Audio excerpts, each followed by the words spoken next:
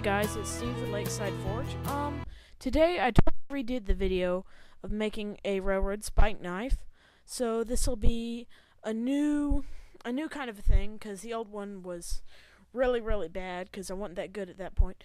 But anyways, in today's video, a few of the techniques we will be doing is beveling, and we will be tapering, and we'll also be learning how to grind just a little bit, so that'll be good.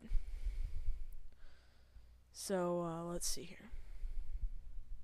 So at the beginning here, all I did is I'm just taking it out of the forge, and I'm basically just flattening out the railroad spike. I'm not doing much at all, I'm just flattening it out.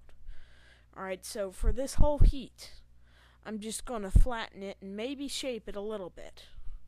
Alright, because about the first two heats, you're going to flatten it out to a point where you can have it thin enough that you can work it. Now, I turn it on the back, and I use that to flatten the spine of it, make it more level. So, that's what I'm doing in this part here. And we have our second heat here. I'm still flattening a good bit, so you just keep on doing that. Now it's getting thinner and thinner, so you're going to want to shape it more and more. The thinner it gets, the more you want to shape it, alright?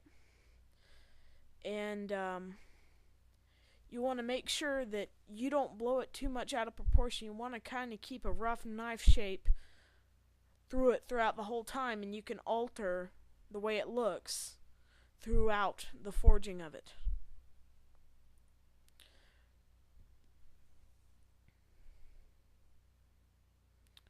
Alrighty, here on this third heat, it's still a lot of flattening, because railroad spikes are very large and it takes a lot of flattening, but I am pulling the tip down to forge the drop point on this knife. I want to make it drop point.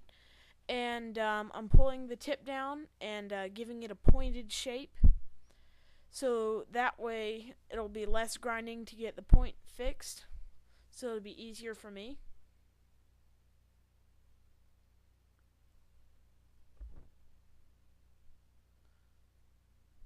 Alrighty.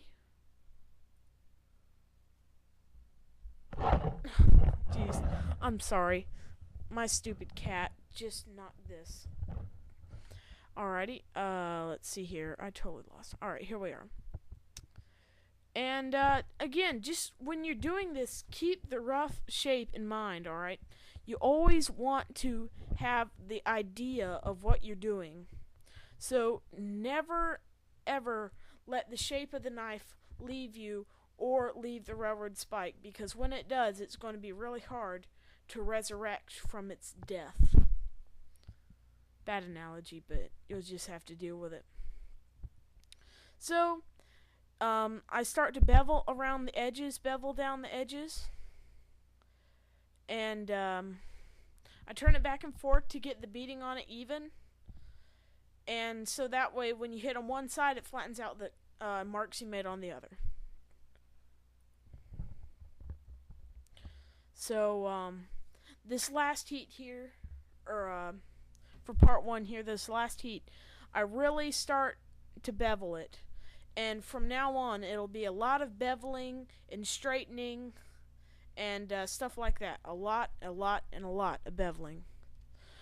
So guys, I hope you enjoyed this video, and part 2 will be coming out soon. Thanks.